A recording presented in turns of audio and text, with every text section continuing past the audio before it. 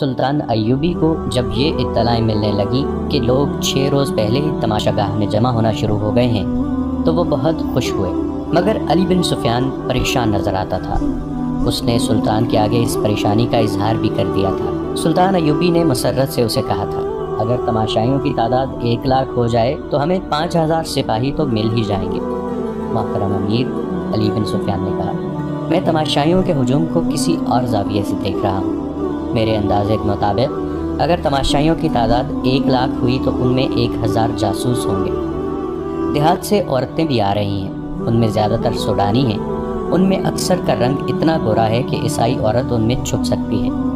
میں تمہاری اس مشکل کو اچھی طرح سمجھتا ہوں علی، سلطان نے کہا، لیکن تم جانتے ہو کہ میں نے جس میلے کا انتظام کیا ہے وہ کیوں ضروری ہے۔ تم اپنے محکمے کو اور زیادہ ہوشیار کر دو، میں اس کے حق میں ہوں۔ علی بن سفیان نے کہا، یہ میلہ بہت ہی ضروری ہے۔ میں نے اپنی پریشانی آپ کو پریشان کرنے کے لیے نہیں بتائی، صرف یہ اطلاع پیش کی ہے کہ یہ میلہ اپنے ساتھ کیا خطرہ لا رہا ہے۔ قاہرہ میں عارضی قہوہ خانے کھل گئے ہیں جو ساری رات شائقین سے بھرے رہتے ہیں۔ تماشائیوں میں سے بعض نے شہر کے باہر خیمے نصب کر لیے ہیں۔ میرے گروہ نے مجھے اطلاع دی ہے کہ ان میں بھی قمار بازوں اور عصمت فروشوں کے خیمے موجود ہیں۔ کل میلے کا دن ہے، ناچنے گانے والیوں نے تماشائیوں سے دولت کے ڈھیر اکٹھے کر لیے ہیں۔ میلہ ختم ہو جائے گا تو یہ غلاظت بھی ہجوم کے ساتھ ہی صاف ہو جائے گی۔ سلطان ایوبی نے کہا، میں اس پر پابندی عائد نہیں کرنا چاہتا۔ مصر کی اخلاقی حالت اچھی نہیں۔ رقص اور عصمت فروشی 1-2 دنوں میں ختم نہیں کی جا سکتی۔ ابھی مجھے زیادہ سے زیادہ تماشائیوں کی ضرورت ہے۔ مجھے فوج تیار کرنی ہے اور تم جانتے ہو علی، ہمیں بہت زیادہ فوج کی ضرورت ہے۔ میں نے فوج اور انتظامیہ کے سربراہوں کے اجلاس میں یہ ضرورت وضاحت سے بیان کر دی تھی۔ میں آپ کو اس وضاحت سے نہیں روک سکتا تھا امیر محترم، علی بن سفیان نے کہا۔ میری سراغ رساں نگاہوں میں ان سربراہوں میں نصف ایسے ہیں جو ہمارے وفادار نہیں۔ آپ اچھی طرح جانتے ہیں کہ ان میں کچھ ایسے ہیں جو آپ کو اس گدی پر نہیں دیکھنا چاہتے، اور باقی جو ہیں ان کی دلچسپیاں سوڈانیوں کے ساتھ ہیں۔ میں نے ان میں سے ہر ایک کے پیچھے ایک آدمی چھوڑ رکھا ہے۔ میرے آدمی مجھے ان کی سرگرمیوں سے آگاہ کرتے رہتے ہیں۔ کسی کی کوئی خطرناک سرگرمی سامنے آئی؟ سلطان ایوبی نے پوچھا۔ نہیں، علی بن سفیان نے جواب دیا، سوائے اس کے کہ یہ لوگ اپنی حیثیت اور رتبوں کو فراموش کر کے راتوں کو مشکوک خیموں اور ان مکانوں میں جاتے ہیں جو عارضی قہوہ خانے اور رقص گاہیں بن گئے ہیں۔ 2 نے تو ناچنے والی لڑکیوں کو گھروں میں بھی بلایا ہے۔ ان سے زیادہ میرا دماغ ان 2 بادبانی کشتیوں پر گھوم رہا ہے جو 10 روز گزرے بحر روم کے ساحل تک دیکھی گئی تھیں۔ ان میں کیا خاص بات تھی؟ سلطان ایوبی نے پوچھا۔ اس وقت تک بحر روم کے ساحل سے فوج کو واپس بلا لیا گیا تھا۔ وہاں ڈھکی چھپی جگہوں پر سمندر پر نظر رکھنے کے لیے بٹھا دیے گئے تھے۔ علی بن سفیان نے ماہی گیروں اور صحرائی خانہ بدوشوں کے لباس میں ساحل پر انٹیلیجنس کے چند آدمی مقرر کر دیے تھے۔ یہ اہتمام ایک تو اس لیے کیا گیا تھا کہ صلیبی اچانک حملہ نہ کر دیں، اور دوسرے اس لیے کہ ادھر سے صلیبیوں کے جاسوس نہ آ سکیں۔ مگر ساحل بہت لمبا تھا، کہیں کہیں چٹانیں بھی تھیں جہاں سمندر اندر آ جاتا تھا۔ سارے ساحل پر نظر نہیں رکھی جا سکتی تھی۔ 10 روز گزرے ایسی ہی ایک جگہ سے جہاں سمندر چٹانوں کے اندر آیا ہوا تھا 2 بادبانی کشتیاں نکلتی دیکھی گئی تھیں۔ وہ شاید رات کو آئی تھیں۔ انہیں جاتا دیکھ کر سلطان کے 2 سوار سرپٹ گھوڑے دوڑاتے اس جگہ پہنچے جہاں سے کشتیاں نکل کر گئی تھیں۔ وہاں کچھ بھی نہ تھا، کوئی انسان نہیں تھا، اور کشتیاں سمندر میں دور چلی گئی تھیں۔ کشتیوں اور بادبانوں کی ساخت بتاتی تھی کہ یہ مصر کے ماہی گیروں کی نہیں، سمندر پار کی معلوم ہوتی تھی۔ سوار تھوڑی دور تک صحرا میں گئے، انہیں کسی انسان کا سراغ نہیں ملا۔ انہوں نے قاہرہ اطلاع بھجوا دی تھی کہ ساحل کے ساتھ 2 مشکوک کشتیاں دیکھی گئی ہیں۔ علی بن سفیان کے لیے یہ ممکن نہ تھا کہ ریگزار میں انہیں ڈھونڈ لیتا جو کشتیوں میں سے اترے تھے۔ اطلاع پہنچتے پہنچتے 3 دن گزر گئے تھے۔ یہ بھی یقین نہیں تھا کہ کشتیوں سے کون اترا ہے۔ علی بن سفیان نے سلطان ایوبی کے اس سوال کے جواب میں کہ ان کشتیوں میں کیا خاص بات تھی یہ وضاحت کر دی اور کہا، ہم میلے کی منادی 1.5 مہینے سے کرا رہے ہیں۔ 1.5 مہینے میں خبر یورپ کے وسط تک پہنچ سکتی ہے اور وہاں سے جاسوس آ سکتے ہیں۔ مجھے یقین کی حد تک شک ہے کہ تماشائیوں کے ساتھ صلیبیوں کے جاسوس میلے میں آ گئے ہیں۔ قاہرہ میں اس وقت لڑکیاں عارضی طور پر نہیں، مستقل طور پر فروخت ہو رہی ہیں۔ سلطان سمجھ سکتے ہیں کہ ان کے خریدار معمولی حیثیت کے لوگ نہیں ہو سکتے۔ ان خریداروں میں قاہرہ کے تاجر، ہماری انتظامیہ اور فوج کے سربراہ اور نامی گرامی بردہ فروش شامل ہیں۔ بکنے والی لڑکیوں میں صلیبیوں کی جاسوس لڑکیاں ہو سکتی ہیں اور یقیناً ہوں گی۔ سلطان ایوبی ان اطلاعوں سے پریشان نہ ہوئے۔ بحرۂ روم میں صلیبیوں کو شکست دیے تقریباً 1 سال گزر گیا تھا۔ علی بن سفیان نے سمندر پار جاسوسی کا انتظام کر رکھا تھا جو مضبوط اور 100% قابل اعتماد نہیں تھا۔ تاہم یہ اطلاع مل گئی تھی کہ صلیبیوں نے مصر میں جاسوس اور تخریب کار بھیج رکھے ہیں۔ ابھی یہ معلوم نہیں ہو سکا تھا کہ مصر کے متعلق ان کے منصوبے کیا ہیں۔ بغداد اور دمشق سے آنے والی اطلاعوں سے پتہ چلا تھا کہ صلیبیوں نے زیادہ تر دباؤ ادھر ہی رکھا ہوا ہے۔ وہاں خصوصاً شام میں وہ مسلمان امراء کو عیاشی اور شراب میں ڈبوتے چلے جا رہے تھے۔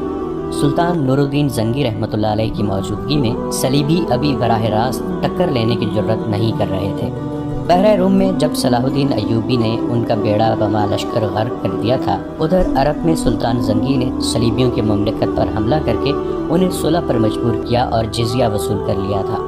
اس معرکے میں بہت سے صلیبی سلطان زنگی کی قید میں آ گئے تھے، جن میں رینالڈ نام کا ایک صلیبی سالار بھی تھا۔ سلطان زنگی نے ان قیدیوں کو رہا نہیں کیا تھا کیونکہ صلیبیوں نے مسلمان جنگی قیدیوں کو شہید کر دیا تھا۔ اس کے علاوہ صلیبی عہد شکنی بھی کرتے تھے۔ سلطان ایوبی کو اطمینان تھا کہ ادھر سلطان زنگی سلطنت اسلامیہ کی پاسبانی کر رہے ہیں، پھر بھی وہ فوج تیار کر رہے تھے تاکہ صلیبیوں سے فلسطین لیا جائے اور عرب کی سرزمین کو کفار سے پاک کیا جائے۔ اس کے ساتھ ہی وہ مصر کا دفاع مضبوط کرنا چاہتے تھے۔ بیک وقت حملے اور دفاع کے لیے بے شمار فوج کی ضرورت تھی۔ مصر میں بھرتی کی رفتار سلطان ایوبی کے عزائم کے مطابق سست تھی۔ اس کی ایک وجہ یہ تھی کہ سوڈانیوں کی جو فوج توڑ دی گئی تھی، اس کے کماندار اور عہدیدار دیہات میں سلطان ایوبی کے خلاف پروپیگنڈا کرتے پھر رہے تھے۔ اس فوج میں سے تھوڑی سی تعداد سلطان کی فوج میں وفاداری کا حلف اٹھا کر شامل ہو گئی تھی۔ کچھ فوج مصر سے تیار کر لی گئی تھی اور کچھ سلطان زنگی نے بھیج دی تھی۔ مصر کے لوگوں نے ابھی یہ فوج نہیں دیکھی تھی، نہ ہی انہوں نے سلطان ایوبی کو دیکھا تھا۔ سلطان ایوبی نے اس میلے کا اعلان کر کے اپنے فوجی سربراہوں اور ان کے ماتحت کمانداروں وغیرہ کو ہدایت دی تھی کہ وہ باہر سے آئے ہوئے لوگوں سے ملیں اور پیار اور محبت سے ان کا اعتماد حاصل کریں، انہیں باور کرائیں کہ وہ انہی میں سے ہیں، اور ہم سب کا مقصد یہ ہے کہ خدا اور رسول صلی اللہ علیہ وآلہ وسلم کی سلطنت کو دور دور تک پھیلانا اور اسے صلیبی فتنے سے پاک کرنا ہے۔ میلے سے 1 روز پہلے علی بن سفیان سلطان کو جاسوسوں کے خطرے سے آگاہ کر رہا تھا۔ اس نے کہا، امیر محترم، مجھے جاسوسوں کا کوئی ڈر نہیں۔ دراصل خطرہ اپنے ان کلمہ گو بھائیوں سے ہے جو کفار کے اس زمین دوز حملے کو کامیاب بناتے ہیں۔ اگر ان کا ایمان مضبوط ہو تو جاسوسوں کا پورا لشکر بھی کامیاب نہیں ہو سکتا۔ میلے کے تماشائیوں میں جو ناچنے والی لڑکیاں نظر آ رہی ہیں وہ صلیبیوں کا جال ہیں۔ تاہم میرا گروہ دن رات مصروف ہے۔ اپنے آدمیوں سے یہ کہہ دو کہ کسی جاسوس کو جان سے نہ ماریں۔ سلطان ایوبی نے کہا، زندہ پکڑو۔ جاسوس دشمن کے لیے آنکھ اور کان ہوتا ہے، لیکن ہمارے لیے وہ زبان ہے۔ وہ تمہیں ان کی خبریں دے گا جنہوں نے اسے بھیجا ہے۔ میلے کی صبح طلوع ہوئی۔ وہ میدان بہت ہی وسیع تھا جس کے 3 اطراف تماشائیوں کا ہجوم تھا۔ جس طرف ریت کے ٹیلے تھے ادھر کسی کو نہیں جانے دیا گیا تھا۔ جنگی دف بجنے لگے، گھوڑوں کے ٹاپوں کی آوازیں اس طرح سنائی دیں جیسے سیلابی دریا آ رہا ہو۔ گرد آسمان کی طرف اٹھ رہی تھی۔ یہ 2000 سے زیادہ گھوڑے تھے۔ پہلا گھوڑا سوار میدان میں داخل ہوا۔ یہ صلاح الدین ایوبی تھے۔ ان کے دونوں طرف علم بردار تھے اور پیچھے سواروں کا دستہ تھا۔ گھوڑوں پر پھولدار چادریں ڈالی گئی تھیں۔ ہر سوار کے ہاتھ میں برچھی تھی۔ برچھی کے چمکتے ہوئے پھل کے ساتھ رنگین کپڑے کی چھوٹی سی جھنڈی تھی۔ ہر سوار کی کمر سے تلوار لٹک رہی تھی۔ گھوڑے ہلکی چال چلے آ رہے تھے۔ سوار گردنیں تانے اور سینے پھلائے بیٹھے تھے۔ ان کے چہروں پر جلالی اثر تھا۔ ایسے معلوم ہوتا تھا جیسے یہ تماشائیوں کے دم بخود ہجوم سے اعلیٰ اور برتر ہوں۔ ان کی آن بان دیکھ کر تماشائیوں پر خاموشی طاری ہو گئی تھی۔ ان پر رعب چھا گیا تھا۔ تماشائی نیم دائرے میں کھڑے تھے۔ ان کے پیچھے تماشائی گھوڑوں پر بیٹھے تھے اور ان کے پیچھے کے تماشائی اونٹوں پر بیٹھے تھے۔ ایک ایک گھوڑے اور ایک ایک اونٹ پر 2 3 آدمی بیٹھے تھے۔ ان کے آگے ایک جگہ شامیانہ لگایا گیا تھا جس کے نیچے کرسیاں رکھی تھیں۔ یہاں اونچی حیثیت والے تماشائی بیٹھے تھے۔ ان میں تاجر بھی تھے، سلطان کی حکومت کے افسر اور شہر کے معززین بھی۔ ان میں قاہرہ کی مسجدوں کے امام بھی بیٹھے تھے۔ انہیں سب سے آگے بٹھایا گیا تھا کیونکہ سلطان ایوبی مذہبی پیشواؤں اور علماء کا اس قدر احترام کرتے تھے کہ ان کی موجودگی میں ان کی اجازت کے بغیر بیٹھتے بھی نہیں تھے۔ ان میں سلطان کے وہ افسر بھی بیٹھے تھے جو انتظامیہ کے تھے، لیکن ان کا تعلق فوج سے تھا۔ سلطان نے انہیں خاص طور پر کہا تھا کہ ان زعماء میں بیٹھ کر ان کے ساتھ دوستی پیدا کریں۔ ان میں خادم الدین البرق بھی تھا۔ علی بن سفیان کے بعد یہ دوسرا آدمی تھا جو سلطان ایوبی کے خفیہ منصوبوں، مملکت اور فوج کے ہر راز سے واقف تھا۔ اس کا کام ہی ایسا تھا اور اس کا عہدہ سالار جتنا تھا۔ جنگ کے منصوبے اور نقشے اسی کے پاس ہوتے تھے۔ اس کی عمر 40 سال کے قریب تھی۔ وہ عرب کے مردانہ حسن اور جلال کا پیکر تھا۔ جسم توانا اور چہرہ حشاش بشاش تھا۔ البرق کے ساتھ ایک لڑکی بیٹھی تھی، بہت ہی خوبصورت لڑکی تھی۔ وہ نوجوان تھی۔ لڑکی کے ساتھ ایک آدمی بیٹھا تھا جس کی عمر 60 سال سے کچھ زیادہ تھی۔ وہ کوئی امیر کبیر تاجر لگتا تھا۔ البرق کئی بار اس لڑکی کی طرف دیکھ چکا تھا۔ ایک بار لڑکی نے بھی اسے دیکھا تو مسکرا دی، پھر بوڑھے کی طرف دیکھا اور اس کی مسکراہٹ غائب ہو گئی۔ گھوڑے تماشائیوں کے سامنے سے گزر گئے تو شتر سوار آ گئے۔ اونٹوں کو گھوڑوں کی طرح رنگدار چادروں سے سجایا گیا تھا۔ ہر سوار کے ہاتھ میں ایک لمبا نیزہ اور اس کے پھل سے ذرا نیچے 3-3 انچ چوڑے اور 1.5 فٹ لمبے 2 رنگے کپڑے جھنڈیوں کی طرح بندھے ہوئے تھے۔ ہوا میں وہ پھڑپڑاتے بہت ہی خوبصورت لگتے تھے۔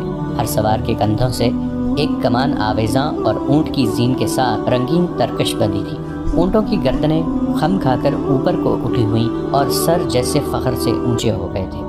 سواروں کی شان نرالی تھی۔ گھڑ سواروں کی طرح ہر شتر سوار سامنے دیکھ رہا تھا۔ ان کی آنکھیں بھی دائیں بائیں نہیں دیکھتی تھیں۔ یہ اونٹ انہی اونٹوں جیسے تھے جن پر تماشائی بیٹھے ہوئے تھے، لیکن فوجی ترتیب، فوجی چال اور فوجی سواروں کے نیچے وہ کسی اور جہان کے لگتے تھے۔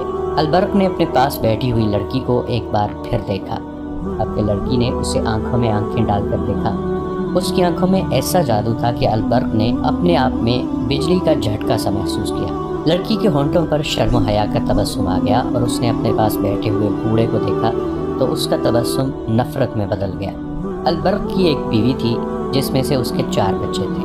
وہ شاید اس بیوی کو بھول گیا تھا۔ وہ لڑکی کے اس قدر قریب بیٹھا تھا کہ لڑکی کا اٹھا ہوا ریشمی نقاب ہوا سے اڑ کر کئی بار البرق کے سینے سے لگا۔ ایک بار اس نے نقاب ہاتھ سے پرے کیا تو لڑکی نے شرما کر معذرت کی۔ البرق مسکرایا لیکن منہ سے کچھ نہ کہا۔ شتر سواروں کے پیچھے پیادہ فوج آ رہی تھی۔ ان میں تیر اندازوں اور تیغ زنوں کے دستے تھے۔ ان کی ایک ہی جیسی چال، ایک ہی جیسے ہتھیار اور ایک ہی جیسا لباس تماشائیوں پر وہی تاثر طاری کر رہا تھا جو سلطان ایوبی کرنا چاہتے تھے۔ سپاہیوں کے چہرے پر تندرستی اور توانائیوں کی رونق تھی اور وہ خوش و خرم اور مطمئن نظر آتے تھے۔ یہ ساری فوج نہیں، صرف منتخب دستے تھے۔ ان کے پیچھے منجنیقیں آ رہی تھیں جنہیں گھوڑے گھسیٹ رہے تھے۔ ہر منجنیق دستے کے پیچھے ایک ایک گھوڑا گاڑی تھی جس میں بڑے بڑے پتھر اور ہانڈیوں کی قسم کے برتن رکھے تھے۔ ان میں تیل جیسی کوئی چیز بھری ہوئی تھی جو منجنیقوں سے پھینکی جاتی تھی۔ جہاں یہ برتن گرتا تھا وہ کئی ٹوکڑوں میں ٹوٹ کر سیال مادے کو بہت سی جگہ پر بکھیر دیتا تھا۔ اس پر آتشین تیر چلائے جاتے تو سیال مادہ شعلے بن جاتا تھا۔ سلطان ایوبی کی قیادت میں یہ سوار اور پیادہ دستے نیم دائرے میں کھڑے اور بیٹھے ہوئے تماشائیوں کے آگے سے دور آگے نکل گئے۔ صلاح الدین ایوبی راستے سے واپس آ گئے۔ ان کے گھوڑے کے آگے علمبرداروں کے گھوڑے دائیں بائیں اور پیچھے محافظوں کے گھوڑے اور ان کے پیچھے نائب سالاروں کے گھوڑے تھے۔ سلطان نے گھوڑا روک لیا، کود کر اترے اور تماشائیوں کو ہاتھ ہوا میں لہرا کر سلام کرتے شامیانے کے نیچے چلے گئے۔ وہاں بیٹھے ہوئے تمام لوگ اٹھ کھڑے ہوئے۔ سلطان ایوبی نے سب کو سلام کیا اور اپنی نشست پر بیٹھ گئے۔ سوار اور پیادہ دستے دور آگے جا کر ٹیلوں کے عقب میں چلے گئے۔ میدان خالی ہو گیا۔ ایک گھڑ سوار سرپٹ گھوڑا دوڑاتا آیا۔ اس کے ایک ہاتھ میں گھوڑے کی لگام اور دوسرے میں اونٹ کی رسی تھی۔ اونٹ گھوڑے کی رفتار کے ساتھ دوڑتا آ رہا تھا۔ میدان کے وسط میں آ کر گھڑ سوار گھوڑے پر کھڑا ہو گیا۔ اس نے باگیں چھوڑ دی۔ وہ اچھل کر اونٹ کی پیٹھ پر کھڑا ہو گیا، وہاں سے کود کر گھوڑے کی پیٹھ پر آ گیا اور وہاں سے زمین پر کود گیا۔ چند قدم گھوڑے اور اونٹ کے ساتھ بھاگا، پھر کود کر گھوڑے پر سوار ہوا۔ گھوڑے اور اونٹ کی رفتار میں کوئی فرق نہیں آیا تھا۔ گھوڑے کی پیٹھ سے وہ اونٹ کی پیٹھ پر چلا گیا اور دور آگے جا کر غائب ہو گیا۔ خادم الدین البرق دائیں کو ذرا سا جھکا۔ اس کے منہ اور لڑکی کے سر کے درمیان 2-3 انچ کا فاصلہ رہ گیا تھا۔ لڑکی نے اسے دیکھا، البرق مسکرایا اور لڑکی شرما گئی۔ بوڑھے نے دونوں کو دیکھا، اس کے بوڑھے ماتھے کے شکن گہرے ہو گئے۔ اچانک ٹیلوں کے پیچھے سے ہانڈیوں کی طرح کے مٹی کے وہ برتن جو گھوڑا گاڑیوں پر لدے ہوئے تھے اوپر کو جاتے، آگے آتے اور میدان میں گرتے نظر آئے۔ برتن ٹوٹتے تھے تو تیل اچھل کر بکھر جاتا تھا۔ کم و بیش 100 برتن گرے اور ان سے نکلا ہوا مادہ تقریباً 100 گز لمبائی اور اسی قدر چوڑائی میں بکھر گیا۔ ایک ٹیلے پر 6 تیر انداز نمودار ہوئے۔ انہوں نے جلتے ہوئے فیتوں والے تیر چلائے جو سیال مادے والی جگہ گر گئے۔ فوراً وہ تمام جگہ ایک ایسا چھولا بن گئی جو گھوڑے کی پیٹھ تک بلند اور کوئی 100 گز تک پھیلا ہوا تھا۔ ایک طرف سے 4 گھڑ سوار پوری رفتار سے دوڑتے آئے۔ شعلے کے قریب آ کر وہ رکے نہیں، رفتار کم بھی نہ کی، چاروں شعلے میں چلے گئے۔ تماشائی دم بخود تھے کہ وہ جل جائیں گے، مگر وہ اتنے وسیع شعلے میں دوڑتے نظر آ رہے تھے۔ آخر وہ چاروں شعلے میں سے نکل گئے۔ تماشائیوں نے داد و تحسین کا وہ شور بلند کیا کہ آسمان پھٹنے لگا۔ 2 سواروں کے کپڑوں کو آگ لگی ہوئی تھی۔ دونوں بھاگتے گھوڑوں سے ریت پر گرے اور تھوڑی دور لڑکیاں کھاتے گئے۔ ان کے کپڑوں کی آگ بجھ گئی۔ البرق اس شور و غل اور سواروں کے کمالات سے نظریں پھیرے ہوئے لڑکی کو دیکھ رہا تھا۔ لڑکی اس کی طرف دیکھتی اور ذرا مسکرا کر بوڑھے کو دیکھنے لگتی تھی۔ بوڑھا اٹھ کر جانے کیوں چلا گیا۔ لڑکی اسے جاتا دیکھ رہی تھی۔ البرق کو معلوم تھا کہ لڑکی بوڑھے کے ساتھ آئی ہے۔ اس نے لڑکی سے پوچھا، تمہارے والد صاحب کہاں چلے گئے ہیں؟ یہ میرا باپ نہیں، لڑکی نے جواب دیا، میرا خاوند ہے۔ خاوند؟ البرق نے حیرت سے پوچھا، کیا یہ شادی تمہارے والدین نے کرائی ہے؟ اس نے مجھے خریدا ہے، لڑکی نے اداس لہجے میں کہا۔ وہ کہاں گیا ہے؟ البرق نے پوچھا۔ ناراض ہو کے چلا گیا ہے، لڑکی نے جواب دیا۔ اسے شک ہو گیا ہے کہ میں آپ کو دلچسپی سے دیکھتی ہوں، کیا تم واقعی مجھے دلچسپی سے دیکھتی ہو؟ البرق نے رومانی انداز سے پوچھا۔ لڑکی کے ہونٹوں پر شرمیلی سی مسکراہٹ آ گئی، دھیمی سی آواز میں بولی، میں اس بوڑھے سے تنگ آ گئی، اگر کسی نے مجھے اس سے نجات نہ دلائی تو میں خودکشی کر لوں گی۔ میدان میں سوار اور پیادہ فوجی حیران کن کرتب دکھا رہے تھے اور حرب و ضرب کے مظاہرے کر رہے تھے۔ تماشائیوں نے جنگی مظاہرے پہلے کبھی نہیں دیکھے تھے۔ انہوں نے صرف سوڈانی فوج دیکھی تھی جو خزانے کے لیے سفید ہاتھی بنی ہوئی تھی۔ اس کے کماندار بادشاہوں کی طرح باہر نکلتے تھے۔ ان کے ساتھ اگر فوج کا دستہ ہو تو وہ دیہات کے لیے مصیبت بن جاتے تھے، مویشی تک کھول کر لے جاتے تھے۔ کسی کے پاس اچھی نسل کا اونٹ گھوڑا دیکھتے تو زبردستی لے جاتے تھے۔ لوگوں کے دل میں یہ بات بیٹھ گئی تھی کہ فوج رعایا پر ظلم و تشدد کرنے کے لیے رکھی جاتی ہے، لیکن سلطان کی فوج بہت مختلف تھی۔ ایک تو وہ دستے تھے جو مظاہرے میں شریک تھے، باقی فوج کو سلطان کی ہدایات کے مطابق تماشائیوں میں پھیلا دیا گیا تاکہ وہ لوگوں کے ساتھ گھل مل کر ان پر یہ تاثر پیدا کریں کہ فوجی ان کے بھائی ہیں اور انہی میں سے ہیں۔ بدتمیزی یا بد اخلاقی کرنے والے فوجی کے لیے بڑی سخت سزا مقرر کی گئی تھی۔ خادم الدین البرق جو سلطان ایوبی کی جنگی مشاورتی محکمے کا سربراہ اور رازدان تھا، سلطان کی ہدایات اور میلے کے شور و غل سے بالکل ہی لا تعلق ہو گیا تھا۔ لڑکی ایک جادو بن کر اس کی عقل پر غالب آ گئی تھی۔ اس نے لڑکی میں دلچسپی کا اظہار کیا، اسے لڑکی نے قبول کر لیا تھا۔ اس سے دونوں کے لیے سہولت پیدا ہو گئی تھی۔ البرق نے کہیں ملنے کو کہا تو لڑکی نے جواب دیا، وہ خریدی ہوئی لونڈی ہے اور اس بوڑھے نے اسے قید میں رکھا ہوا ہے، وہ اس پر ہر وقت نظر رکھتا ہے۔ لڑکی نے یہ بھی بتایا کہ بوڑھے کے گھر 4 بیویاں ہیں۔ البرق نے اپنے رتبے کو فراموش کر دیا۔ عشق باز نوجوان کی طرح اس نے ملاقات کی وہ جگہیں بتانا شروع کر دی جہاں آوارہ آدمیوں کے سوا کوئی نہیں جاتا تھا۔ ان جگہوں میں سے ایک جگہ لڑکی کو پسند آ گئی۔ اس شہر سے باہر قدیم زمانے کا کوئی کھنڈر تھا۔ البرق نے لڑکی سے یہ وعدہ بھی کیا کہ وہ اسے بوڑھے سے آزاد کرانے کی کوشش کرے گا۔ تیسری رات البرق گھر سے نکلا۔ وہ حاکموں کی شان سے گھر سے نکلا کرتا تھا، مگر اس رات وہ چوروں کی طرح باہر نکلا۔ ادھر ادھر دیکھا اور وہ ایک طرف چل پڑا۔ قاہرہ پر سکوت طاری تھا۔ فوجی میلہ ختم ہوئے 2 دن گزر گئے تھے۔ باہر سے آئے ہوئے تماشائی جا چکے تھے۔ سرکاری حکم کے تحت عارضی قہبہ خانے اٹھا دیے گئے تھے۔ علی بن سفیان کا محکمہ اب یہ سراغ لگاتا پھر رہا تھا کہ باہر سے آئی ہوئی کتنی لڑکیاں اور کتنے مشکوک لوگ شہر یا مضافاتی دیہات میں رہ گئے ہیں۔ میلے کا مقصد پورا ہو گیا تھا۔ 2 ہی دنوں میں 4000 جوان فوج میں بھرتی ہو گئے تھے اور مزید بھرتی کی توقع تھی۔ دوستو، آج کے لیے اتنا ہی۔ اسی کہانی کی اگلی قسط کے ساتھ بہت جلد حاضر ہوں گے۔ نیچے کامنٹ سیکشن میں اپنی رائے کا اظہار ضرور کیجیے گا۔ ہمارے اس چینل کو سبسکرائب کر کے نیچے موجود بیل آئیکن کو بھی ضرور کلک کیجیے گا۔ اگلی ملاقات تک کے لیے ہمارا اور آپ کا اللہ نگہبان۔